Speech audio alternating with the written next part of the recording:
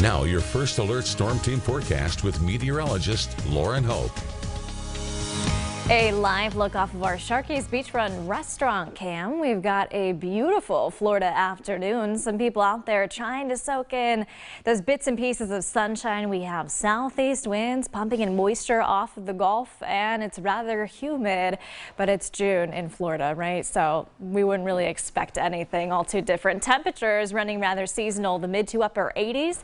85 for the coastline today, 88 for inland spots. Those showers and storms more isolated in nature. So not as widespread as yesterday, rather dreary middle of the work week for us. Partly sunny skies with those winds at around 10 miles per hour. I do want to dive into conditions changing heading into the rest of the weekend. Right now, this is just the beginning. On Live Viper radar, a couple sprinkles and showers popping up on the west end, primarily in Walton County on west. Not seeing any really thunderstorm activity quite yet, but into the weekend, get ready for heavy rain. All thanks to what once was Tropical Storm Cristobal, now as expected reduced back down to Tropical Depression Cristobal. Made landfall again in Central America.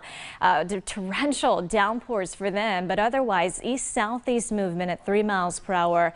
Max winds not within that threshold of tropical storm status, so at 35 miles per hour. Max wind gusts up to 45 miles per hour. Now this is a brief weakening trend. What we mean by that is this will continue to make its loop, push back out north into the Gulf, and we know those warm Gulf waters help promote intensification.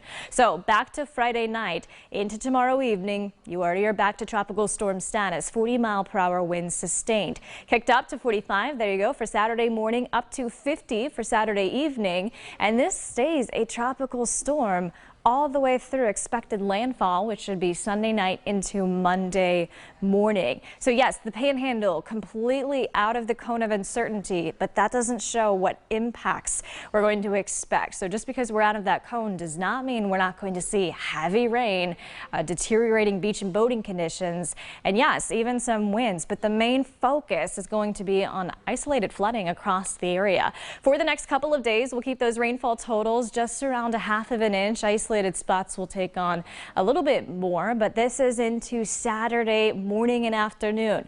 Coastal spots already starting to see some of those conditions deteriorate. You can expect double red flags up at the beach. A rough surf out there, and then we progress into Saturday evening, Sunday morning. You're starting to see some impressive rainfall totals out there. 2 to 6 inches are expected across the Panhandle, and isolated spots I do believe along the coast will take well over that, talking 7, 8, 9 inches of rain. So isolated tornadoes, storm surge, even winds, less of a concern. Winds are going to be that of what we've seen just from a thunderstorm. 25 mile per hour winds sustained, gusts greater. But Saturday and Sunday, you might want to rethink those weekend plans. Scattered showers and storms still around for Monday, Tuesday, Wednesday, with temperatures running rather seasonal, the mid 80s for the coast.